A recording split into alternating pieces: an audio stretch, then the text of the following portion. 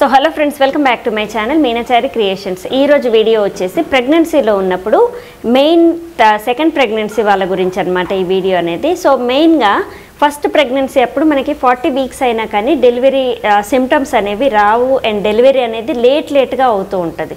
కానీ second pregnancy అప్పుడు ముందుగా అవుతూ ఉంటుంది. సో ముందుగా అంటే కొంతమందికి 35 వీక్స్కే డెలివరీ అనేది అయిపోతుంటుంది, కొంతమందికి 36 అండ్ 37 మ్యాక్సిమం అనమాట. మ్యాక్సిమం డాక్టర్స్ కూడా 37 వీక్స్లోనే డెలివరీ అనేది చేస్తూ ఉంటారు. అండ్ బేబీ కూడా మంచిగా పొజిషన్లోకి వస్తూ ఉంటుంది. నార్మల్ డెలివరీ అనుకోండి, తొందరగానే పొజిషన్లోకి వస్తూ ఉంటుంది. అండ్ కొంతమందికి సెకండ్ ప్రెగ్నెన్సీ అప్పుడు లేట్ ఎందుకు అవుతూ ఉంటుంది అంటే వాళ్ళు ప్రెగ్నెన్సీలో కొంచెం యాక్టివిటీస్ అనేవి అండ్ సెకండ్ టైం కొంచెం బరువుగా అండ్ పొట్ట మొత్తం కొంచెం లాగినట్టుగా ఉంటుంది. కాబట్టి సెకండ్ టైము రెస్ట్ ఎక్కువ తీసుకుంటూ ఉంటే మాత్రం కొంచెం వెనక్కిపోయే అవకాశం ఉంటుంది. కానీ మ్యాక్సిమం 100లో 10% వాళ్ళకే డెలివరీ డేట్ అనేది లేట్ అవుతూ ఉంటుంది. కానీ ఫస్ట్ ప్రెగ్నెన్సీ తర్వాత సెకండ్ ప్రెగ్నెన్సీ అప్పుడు 90% మాత్రం చాలామందికి తొందరగా డెలివరీ అనేది చేస్తూ ఉంటారు. సో మ్యాక్సిమం డాక్టర్స్ కూడా 37 వీక్స్లోనే డెలివరీ అనేది చేస్తూ ఉంటారు. ఒకవేళ సిజేరియన్ అనుకోండి, మీకు ఫస్ట్ సిజేరియన్ అనుకోండి, తర్వాత ఆ కుట్లన్నీ కూడా బాగా నొప్పిలేస్తూ ఉంటాయి అన్నమాట. అండ్ మొయ్యలేము మనము.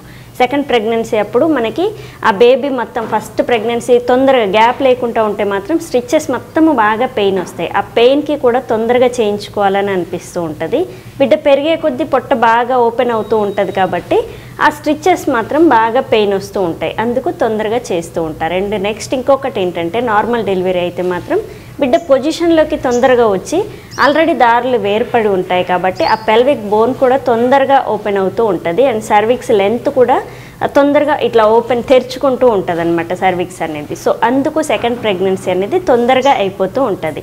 అండ్ లేట్ అవుతూ ఉంది అని అంటే మాత్రం కొంచెం మీరు చేసే యాక్టివిటీస్ అనేవి పెంచుకోండి, ఎక్సర్సైజులు చేయండి అండ్ చిన్న చిన్నగా వాకింగ్ చేస్తూ ఉండండి, చిన్న చిన్న పనులు కూడా చేసుకోండి. అండ్ ఎలాగో ఫస్ట్ ప్రెగ్నెన్సీ అనేది నార్మలే కాబట్టి సెకండ్ కూడా మీకు నార్మల్ అయ్యే ఛాన్సెస్ 100% ఉంటాయి.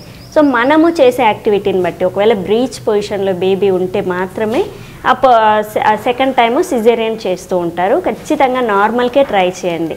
అలా నార్మల్ ఉండాలంటే మనం ఫస్ట్ నుంచి కూడా ఎక్సర్సైజ్లు అనేవి అండ్ ఫస్ట్ బేబీ ఉంటుంది కదా, ఆ బేబీని 9th మంత్లో ఎత్తుకోవడం లాంటిది కూడా చేయండి. ఎందుకంటే చిన్న చిన్నగా బరువులు మోస్తుంటే కూడా బేబీ నార్మల్ డెలివరీకి రెడీగా ఉంటూ ఉంటుంది.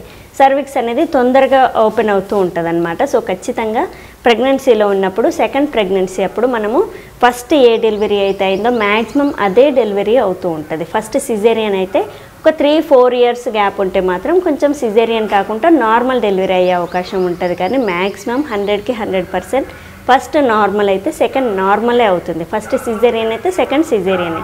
కానీ ఫస్ట్ సిజేరియన్ అయ్యాక మనం నార్మల్ కావాలి అని గ్యాప్ తీసుకొని అండ్ నెక్స్ట్ దానికి ట్రై చేస్తే మాత్రం ఫస్ట్ స్టిచెస్ అనేవి మంచిగా ఉంటే ఖచ్చితంగా నార్మల్ డెలివరీ అనేది చేస్తారు.